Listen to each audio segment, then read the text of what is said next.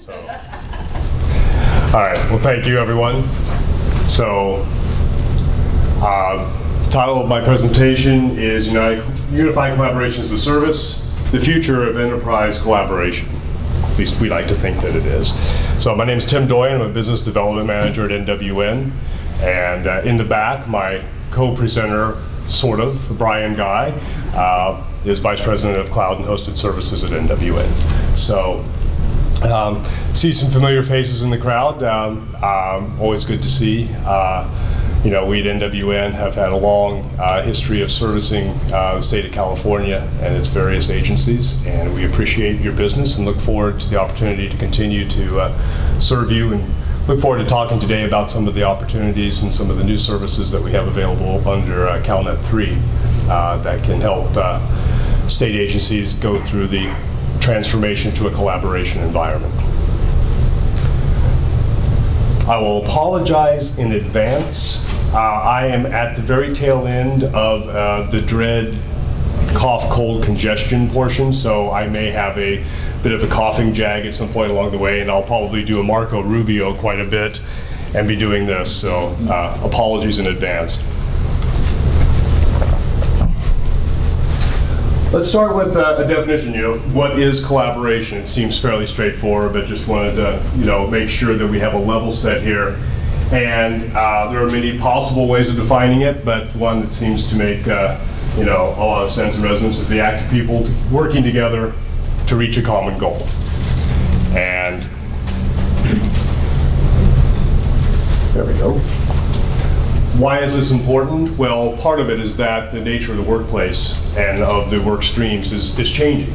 67%, this is from an executive advisory board survey that was done. These numbers obviously are subject to interpretation, but 67% of employees report an increase in work requiring active collaboration. So the days of you just doing your job in your silo in your cubicle are quickly becoming a thing of the past. And we also find that in general in the industry, the cross-location collaboration, it's not just doing stuff with the person down the hall or on the next floor, but geographically dispersed work groups are becoming the norm as well. And so there are certain challenges that poses in terms of how to effectively communicate and collaborate on joint projects. And the reason why this is important is that studies have shown up to 50% of business productivity is actually tied to the ability to effectively collaborate. So this is a big differentiator, and this is one of the key productivity tools available today. But the workplace itself, in terms of how you actually access work, is changing as well. 40% of the workforce will be mobile by 2016. I look at that number and go, yeah, right. I think that there's a certain level of mobility, but I think the office worker is not dead yet. However, the amount of work that you end up doing both in the office and outside of the office is ever increasing. At least that's been my personal experience. So even though you may still be going to your office on a daily basis, you will still have a fair amount of mobile work that you'll be needing to do as well. This one I found very interesting. 40% of people use 3 or more devices for video communication. I'm not sure how we get to 3, but then I thought, okay, I have a 18-year-old daughter, and then I realized that if we skew the demographic a bit lower, that's probably a low estimate. I mean, she's got every gadget known to man, and she uses them all to communicate in a variety of ways. And so, having said that, the millennials, okay, this will come as a shock to many in the room, but I'm actually not a member of the millennial generation. But this is something that we've been encountering a bit more as we talk to customers, especially in the state, is that there's a concern about the graying of the state workforce and how to attract and maintain younger talent coming into the state agencies. And one of the things that is a subtle but important item that many agencies are starting to realize now is that part of it is that seeing that beige phone from 1992 on the desk and seeing how work is actually done can be a bit of a turnoff. And that the millennials have an expectation that they'll bring their own smartphone and they'll be able to utilize it in a very integrated manner with their work. And that their work tools themselves, the basic ones, are going to have a certain level of capability and expectation that fundamentally many agencies and many private entities as well simply don't have yet. And so it becomes a talent acquisition issue, believe it or not, in a weird sort of way. Then the final thing is 94% say cloud collaboration enables flexibility.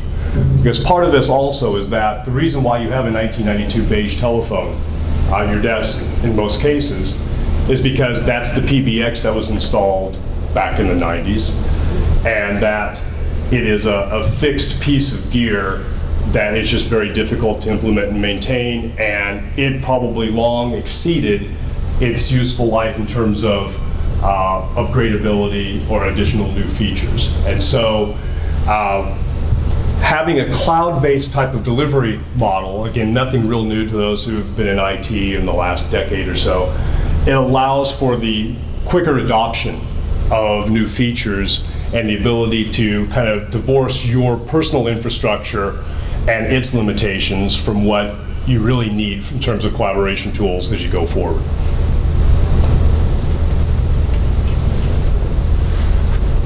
So this whole homework dichotomy, as I mentioned, you know, my daughter uses all these different tools, but they tend to be consumer-based.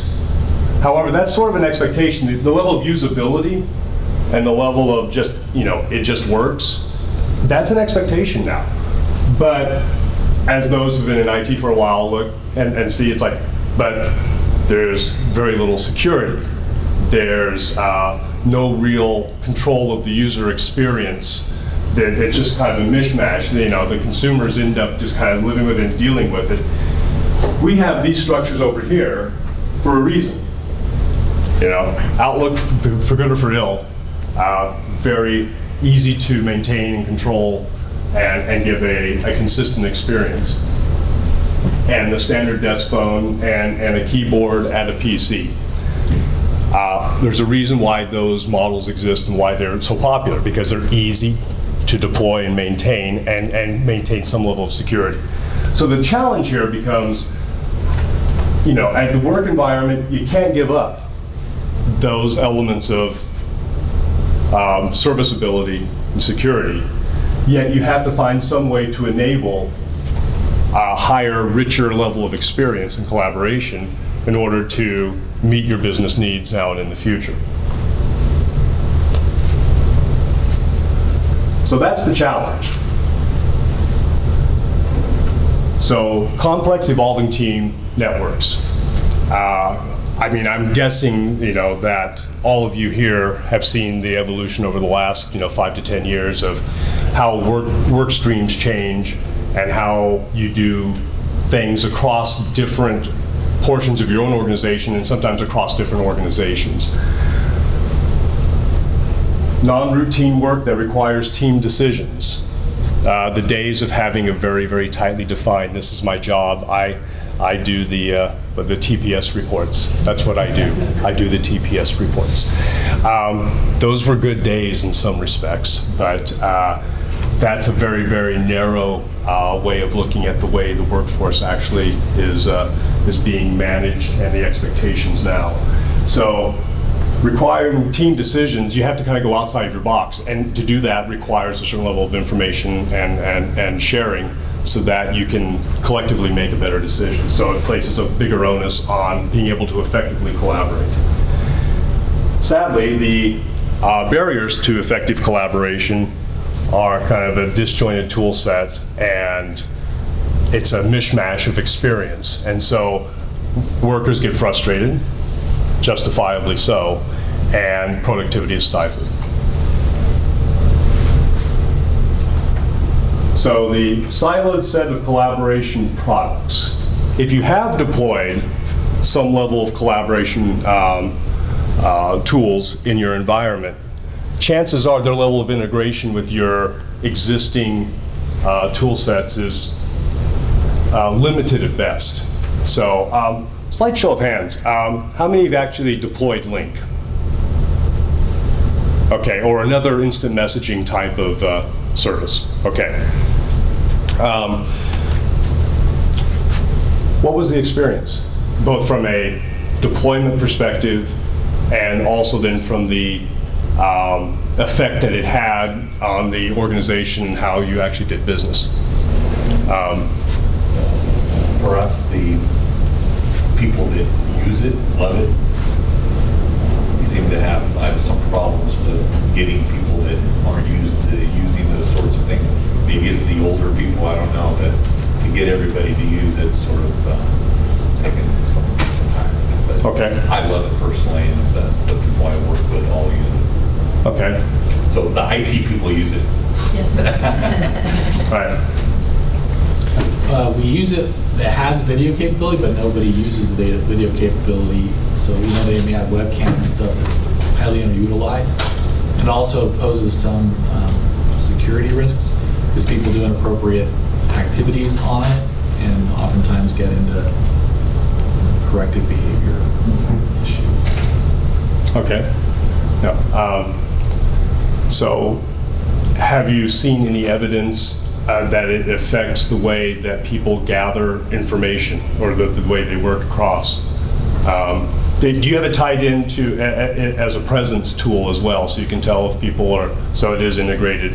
Okay. Can you tell if people are on the phone or not? No. Right. But still, even the ability to know that somebody's in a meeting or that somebody is away or what have you, you can tell at a glance then that your method of communicating with them has to change. The IM's not going to work, they're not there. And if they're in a meeting, a phone call is going to lead to a voicemail. So maybe use email, because if you're like some of us at NWN, voicemails can take a long time to answer, shall we say. So, but the fact is, if Link is a great tool, and if you can more closely integrate it with your business processes, you find you get a much more multiplier effect in terms of its true utilization and its true benefit and productivity gains you get from that. But it's not easy, and it's an ever-changing kind of moving target with both Link itself and then what you're going to be integrating it to. So the Link deployments, are they on-prem or are they hosted? Okay. What was the experience of actually doing the deployment? It took a while to get off the ground, but once we got the technical requirements standardized, then the rollout was pretty good. So I would say it probably took us a year to really get it stood up to where it's a usable product. Is that about your experience as well? Or? Well, we're transitioning onto a Mila with Microsoft, so that's the cloud-based. But so we're right now transitioning, and they rebranded, I guess, also as well with Skype for Business. So we're dealing with that. Yeah. We deployed it. We took a lot of the time before we deployed to make sure that we had it all done right, but our deployment is just been simple, real easy. Good. Good. Yeah.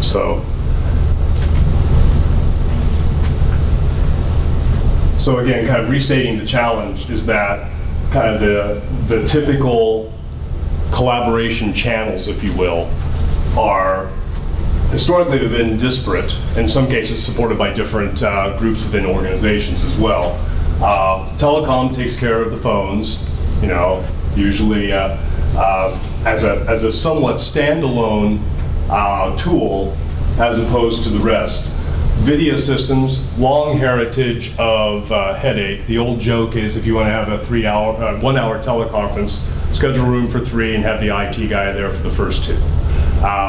Very difficult to use and not terribly well integrated with in typically the phone systems or much of anything else. They basically good for point to point, and in many cases only within your own organization. With the advent of smartphones, tablets, laptops, and the desire for those to actually just use those, I already have this device, why can't I use this to do some of the things that I have to use these for? It poses yet a third set of challenges. And the fourth is just in general, the concept of web conferencing, which primarily is how do you bring in those outside of your organization and actually have a truly, a platform for doing rich content sharing and collaboration. They all tend to be in their own silos, at least they have traditionally, and there certainly isn't a common user experience. These things tend to slow the adoption, and they certainly reduce the productivity gains that you'll stand to gain if you do this in a cohesive, kind of a comprehensive, common experience manner.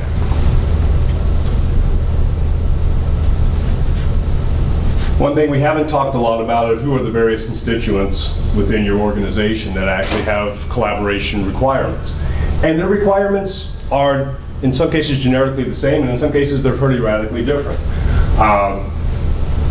People like factory supervisors, I think of things like Caltrans and other state agencies where there's a very large field component. And how can you actually take that and empower them, the field workers, to have something that's an integrative experience with the rest of the organization to allow them to communicate back what they are seeing in the field and then receive some guidance in return for that. And we typically look at contact centers as that is your main kind of communication point with your constituents and customers.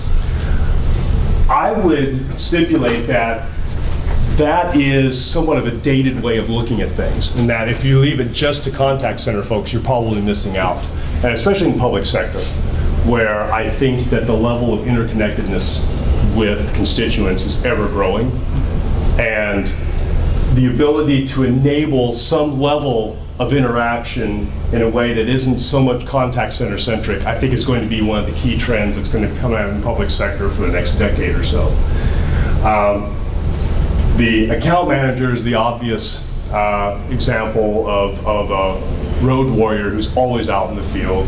Probably not so much an exact analogy to public sector, but these various people, so the information workers and the executives specifically oftentimes will have a need to interact with partners. So other agencies, various suppliers if you work in procurement, and also constituents. As I said, that's not just the contact center's job anymore. Still certainly as a primary role, but I believe that the enablement of a richer suite aids all. So what if we took a new approach? What if we broke out of the PC desk phone mentality and said, okay, let's open this up to a multi-platform, not chained to my office type of paradigm. Video collaboration should be like dialing the phone. It should, a 4-digit extension should be something I can use in a video room to get a video chat going, or a video conference going, as easily as I do at my desk, dialing an extension. Going beyond agency and corporate boundaries, so that you have more of a comprehensive approach to how can we best interact outside the 4 walls. Again, getting back to security and compliance risks, those have to be a factor into consideration as you go forward. They're a factor in private sector. They are as much or more so in public sector as well. So certainly that is one of the things as you go towards the new model that has to be taken into consideration. And you can't do this assuming that everything that has gone before just gets tossed aside. integration with your existing investments. And those existing investments oftentimes are in your business processes, CRM tools, other types of planning, if you're supporting initiatives like, as an example, DMV had a pretty big sea change this year with AB 60. How is it that we can, take something like that and integrate it with the existing investments in infrastructure you already have? And we have to do this on the cheap. Nobody's got any money.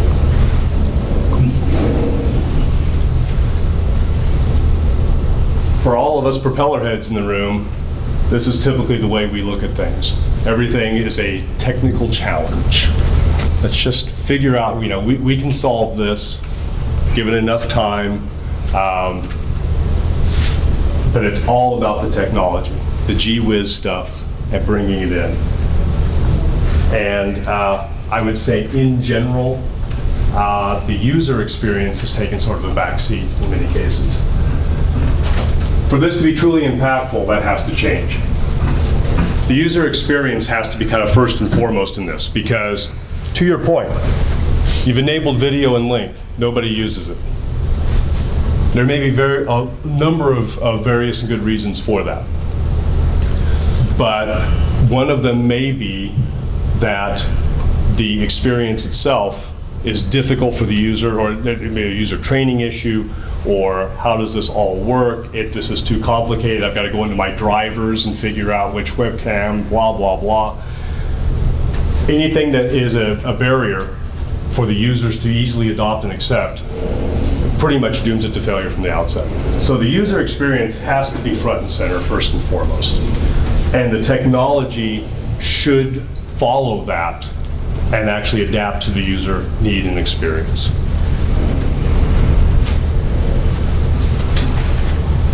This is what the user sees, but what goes into that?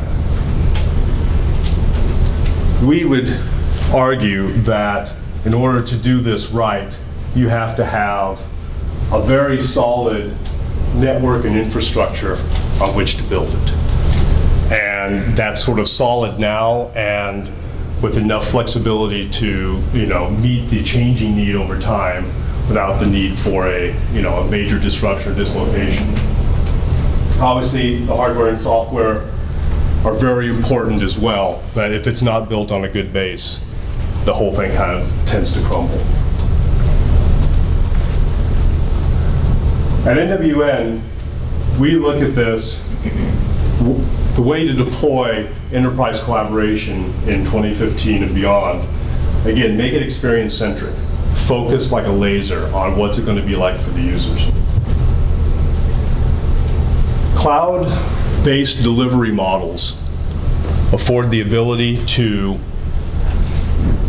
actually deploy for today and plan for tomorrow.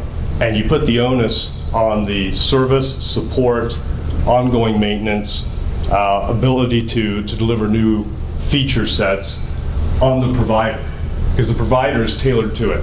It's purpose-built. They have to administer that infrastructure. It becomes their issue, not yours. Because one thing is to deploy it, deploying Link now in a point in time on an on-prem basis, that's great. But what happens over time? As you pointed out, Microsoft's making some changes, hopefully for the better. They're going to go to Skype for Business, and this is that. What impact's that going to have on your existing on-prem infrastructure if that's the way you chose to deploy it? The answer is you don't really know. But what that can mean is a rather harsh dislocation, oftentimes a big CapEx hit, and in our uncertain budget times, as you guys know much better than I, things are good today, they may not be tomorrow, especially when you need to make that upgrade. So cloud delivery model just gives you a much greater degree of flexibility, and it puts the onus where it belongs, which is on the service provider to ensure that the infrastructure is sound. And the third thing is the value extended. How many of you right now actually have BYOD initiatives? Yeah, exactly. Everybody in public sector, it's very much this. There's a lot of concerns. there's a tremendous amount of overhead as it's currently envisioned to how you would do that. And kind of gets back to, what does BYOD really mean? If it's the ability for a employee to have their own device and be able to use it for a business purpose, that's one thing. If they want to be able just to bring their own device in to be able to do their own personal things on your wireless network, kind of a different little take on it. And how do you keep those things separated? We look at value extended as finding a way to do intelligent BYOD and also, state-issued equipment that is not a traditional PC, but find a way to have a common experience across all of those platforms in order to easily enable the adoption of these collaboration services regardless of platform. So that extends the value, puts the onus again off of you and onto the service provider to figure out a way to do that. Tim, can you give an example of kind of what that would look like? Yeah, so an example would be if you have a cell phone, a smartphone, or a tablet device, either state issued or own personal. And let's say that you are a worker at the Bureau of Automotive Repair, and you're out in the field, and this 72 Impala it has a specific issue with its smog. You need to call back in. If you had your own phone and you had a tool such as WebEx or a tool such as Jabber for the smartphone, where you could actually have an integrated video experience with audio and maybe even content sharing to bring up repair manuals on the fly in conjunction with somebody who's back at a central location. It's those types of things that we're talking about enabling. And it's kind of an obvious example, but there are many, many times across various stripes where the ability to actually have an instantaneous real-time, this is what I am seeing, this right where I'm at, and being able to get an immediate response and be able to get the right information to the person in the field, make the constituent happy as quickly as possible. It's those types of things, enabling the smartphone in an intelligent way, not necessarily in a way that it has to be, managed by the agency. It can still be the end user's device, putting in the proper security and the proper infrastructure so that they can actually use these value-add services in conjunction with the agency, but without the crushing overhead, shall we say. It's those types of things. Reasons for cloud as a delivery model, the usual. Reduce the complexity for the agency, reduce the cost, which are usually very closely tied, and the ability to rapidly deploy and to also then rapidly acquire new features over time. So the complexity, it's pretty obvious. If you want to enable web connectivity, if you want to enable video, if integrated voice over IP, content sharing, things of that nature, there's a lot to go into it and there's a lot to manage. If you do it sort of as a role-based and say, okay, these types of workers have this type of access to certain types of services, and you put it under centralized control, then by doing it role-based, the ability to do a centralized command control, moves, adds, changes, the ability to add and subtract features becomes much easier to do if you're not having to actually administer the back-end infrastructure that goes along with that as well. What can you do with this then? Essentially, the ability to deliver new services, new features to new users becomes a much quicker, more operationally focused item, and not necessarily one where you're having to deal with license administration, and server utilization, things of that nature, all the things you have to worry about if you're actually implementing the solution yourself. So the overall complexity for the customer goes down dramatically. Another element of the cost is when you buy an on-prem solution and deploy your own on-prem solution, initially, until it is used, like video, you are basically buying unused capacity. That's just a given. And then the adoption starts to increase, and then it's, oh my gosh, we have to have an additional capital infusion because we need another server rack, because they finally are taking our lead and starting to utilize the service. Could be seasonality here as well. And then if you have normal fluctuations, you're always going to have, you have to plan for the peak, which means you're almost always going to be in underutilized capacity situation. And the ability to react quickly should there be some sort of external event like AB60, which requires a dislocation in this curve, the ability to react to that is usually very limited with an on-prem deployment. If you make it an operational expense, kind of a utility per user per month, again, get it from a provider who has basically an infinite amount of capacity as compared to your requirements. You buy it and pay as you go. You use what you pay for what you use. Nothing more, nothing less.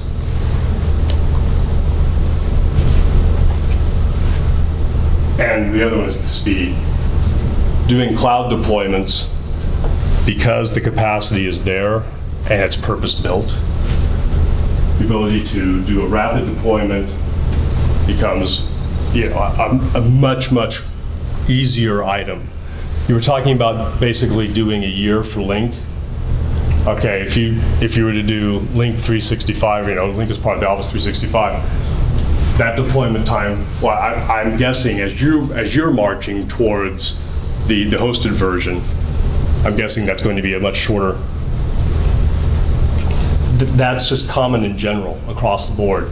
We actually recently did hosted voice for lottery, and we were able to take that from PO to full implementation in 60 to 75 days. And so that's going in, putting all new phones, standing up a cloud PBX, doing a pilot, doing the DID cutovers, and fully deploying the Richards Boulevard location, 450 plus users. That amount of speed probably isn't possible in an on-prem deployment for a number of reasons. So it's not just pie in the sky, it's actually real business value in terms of being able to deploy these things quickly.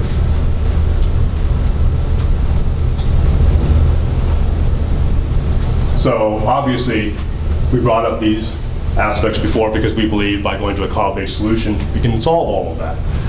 A consistent experience. At NWN, what we're offering under CalNet 3 is the Cisco collaboration suite, a hosted collaboration, HCS.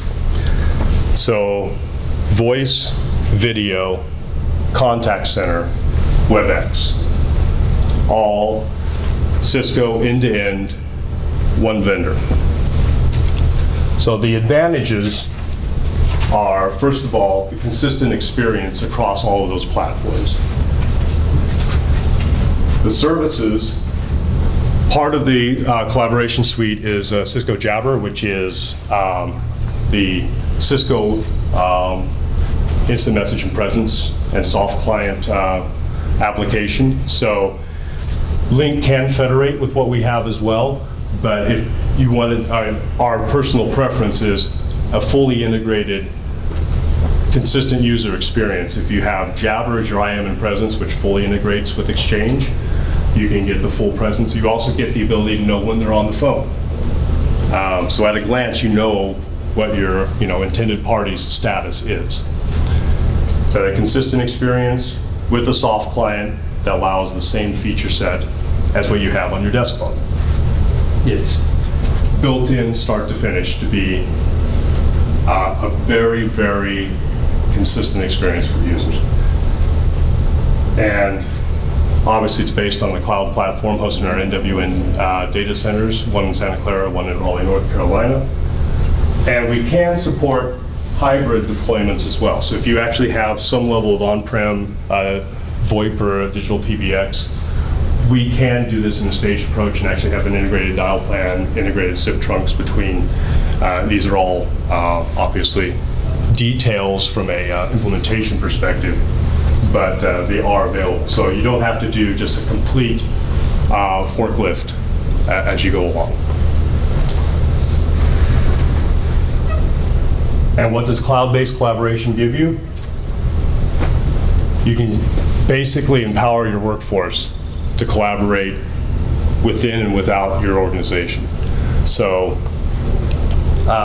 this is where some of the WebEx advancements, especially over the past year to 18 months, have made it very compelling and very easy to have a shared experience outside of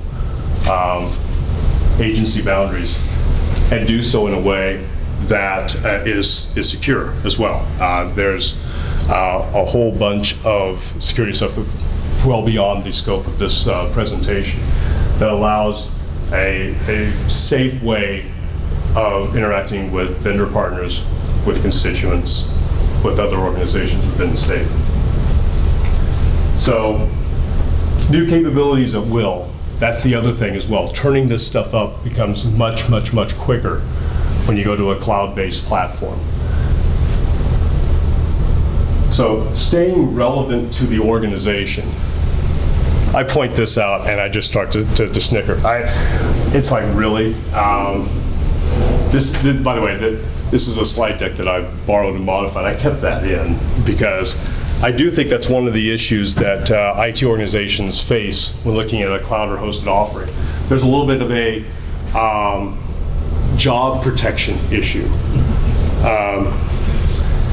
We fundamentally look at it differently. First of all, IT staying relevant to the organization, that's a given anyway. But what this would allow is, instead of tracking down and maintaining the basics of, are the servers spun up, are the patches in, the thises and the that's, take the IT person's knowledge of the organization, the business processes, and also the technology that's underlying the collaboration, but then allow them to do a higher value add.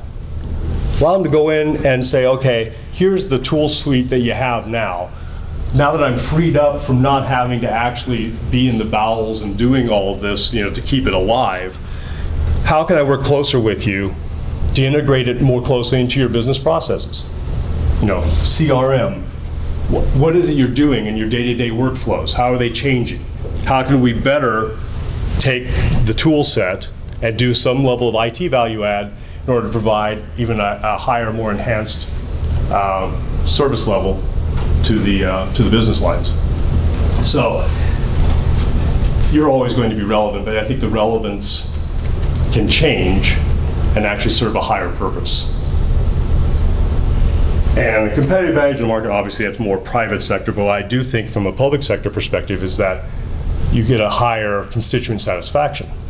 The ability to actually be able to contact your government and ask, need information, be able to get that information is very, very important. So contact center, I haven't talked a lot about, but as part of the offering we have in CalNet 3.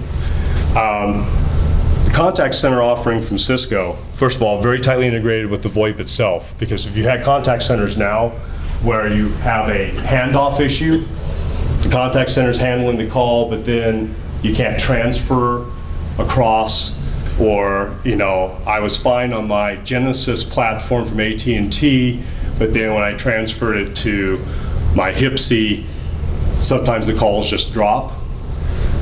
Our contact center is tightly integrated with our call manager system, so that if you have hosted VoIP and contact center, you basically eliminate that potential interface issue. Plus you get a richer set of information that you can get as a result.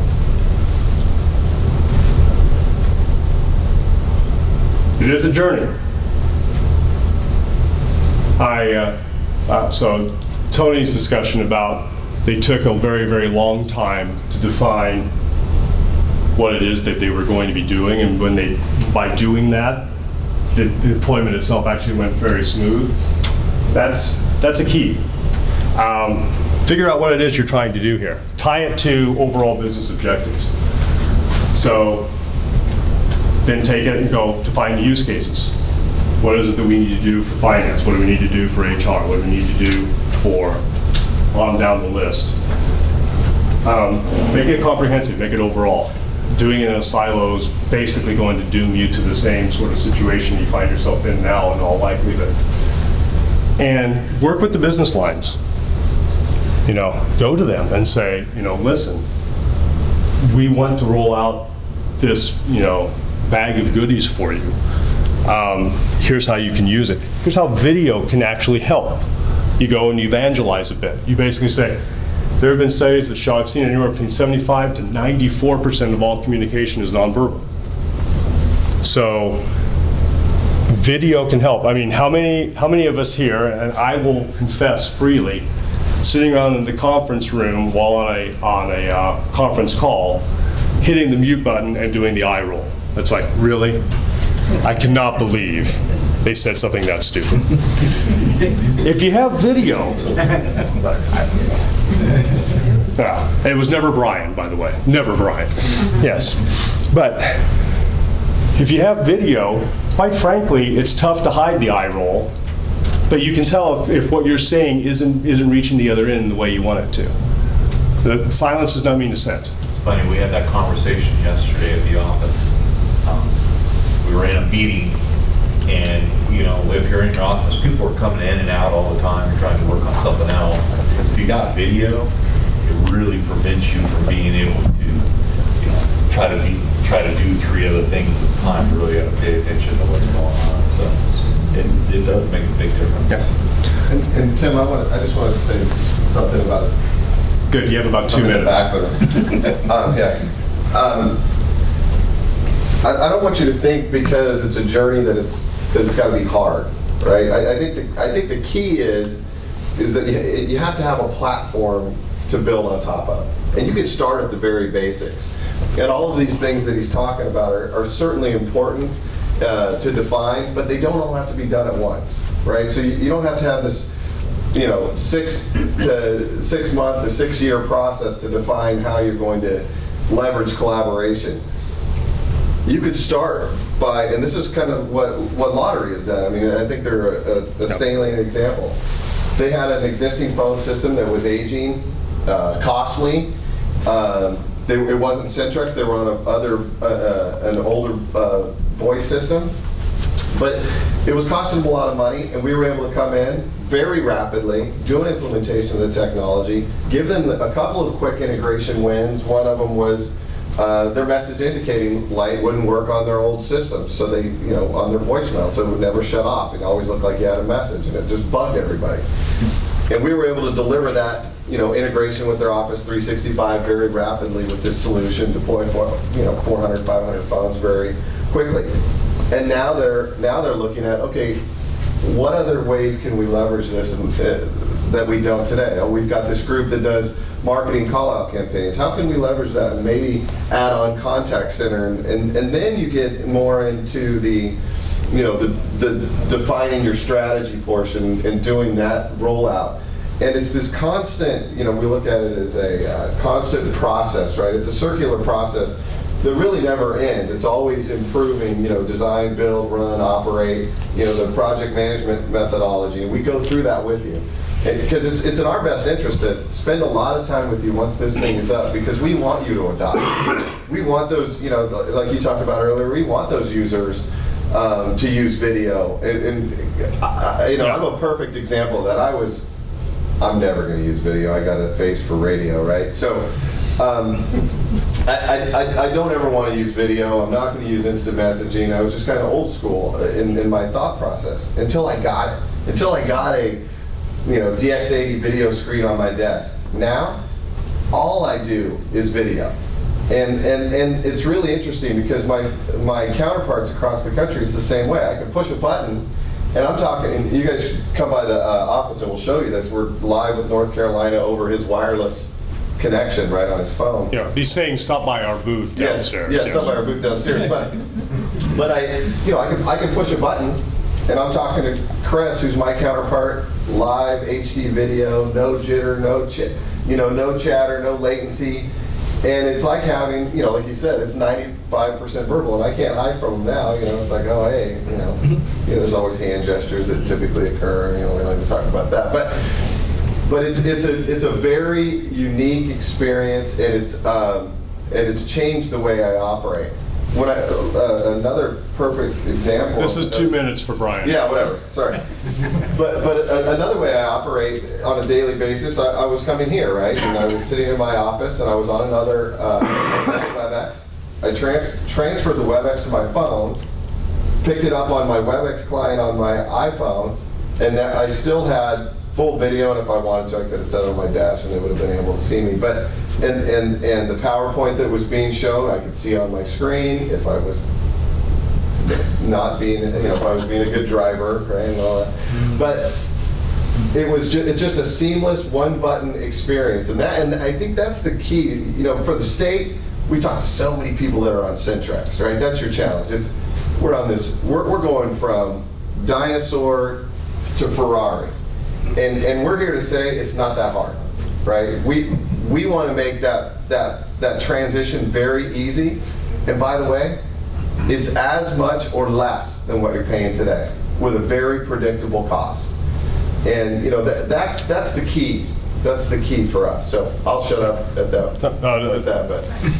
No, exactly. Stop by our booth. We'd love to chat with you on this.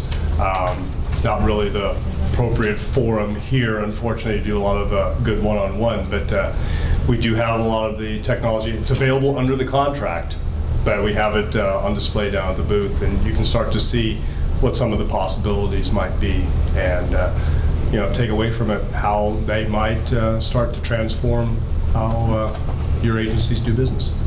So I've been told that we're done here, but are there any questions quickly, before we scurry? And if not, just come by the booth. Yeah. And I'd like to have that question in regards to comparable of the savings. Oh, yeah, absolutely. Because I've been through this before. Yeah, we can show you. I'm So trying to see how it can be comparable to, I can see it comparable to a EBS set in regards to that savings, which we don't have a lot of, but compared to a basic analog line, I don't see it. yeah, the devil's Versus the devil's in the detail of what you're actually paying. The state did a really smart thing, and they made it a fixed monthly cost per handset, and everything has to be unlimited local and long distance. Right, but we don't pay local anyways, it's really just long distance. Okay. Right. So all of those costs have to go into. Come by and we'll Oh, yeah. we'll go through the whole thing.